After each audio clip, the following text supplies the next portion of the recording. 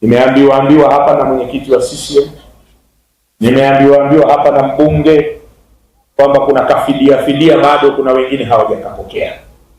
Mkurugenzi mtendaji, kuanzia Jumatatu zoezi hilo lianze mara moja. Mradi huu fedha zote zipo.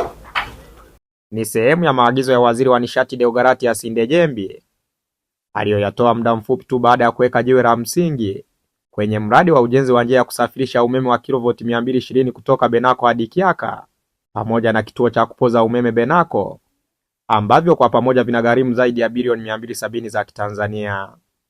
Agizo hilo tayari limeanza kufanyiwa kazi ndani ya siku moja, kama mtaalamu kutoka TANESCO anavyofafanua.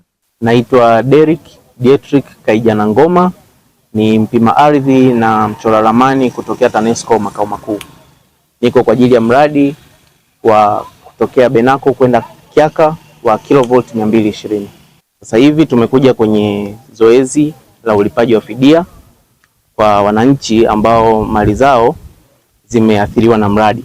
Waziri wakati anazindua ujenzi kwa kuweka jiwe la msingi kwenye kituo cha Benako alitoa maelekezo kuwa tuendelee kufanya malipo kwa awamu nyingine, na katika hali ya kutekeleza maelekezo hayo tumekuja na hiyo pesa iliyotengwa bilioni 1.7 kwa ajili ya kufanya malipo kwa hao watu 280.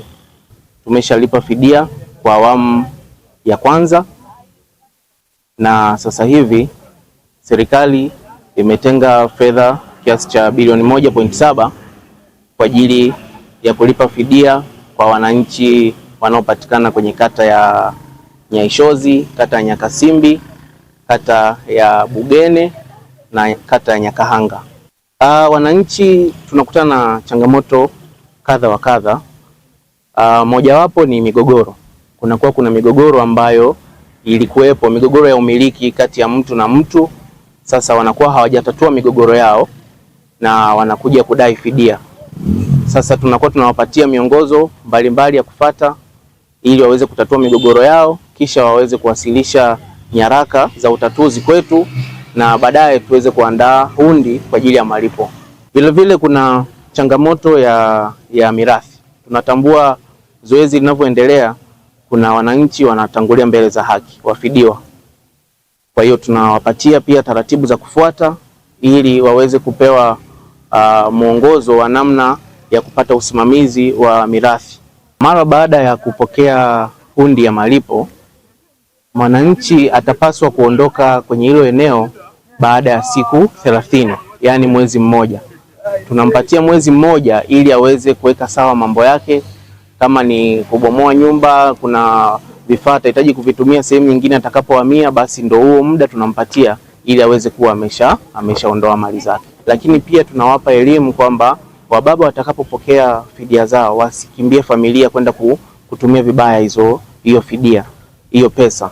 Vile vile wanawake wasitelekeze familia kwenda kuitumia sehemu nyingine. Wakae pamoja waweze kuitumia kwa ajili ya maendeleo ya familia. Lakini kwa kata za huko mbeleni ambapo hatujawafikia, tunazidi kuwaomba wao wavumilivu, kwa sababu mpango wetu ni kuwalipa wananchi wote wapate haki zao na stahiki zao bila kupunjwa kwa namna yote ile. Kwa upande wake, mmoja wa wanufaika wa fidia hiyo anaweka wazi namna itakavyomsaidia. Kwanza, kitu cha kwanza nitakata bima ya afya kwa wote. Pili, nitatafuta eneo jingine. Tatu, kutokana na umri wangu nitachukua mifugo kwa ajili ya tahadhari.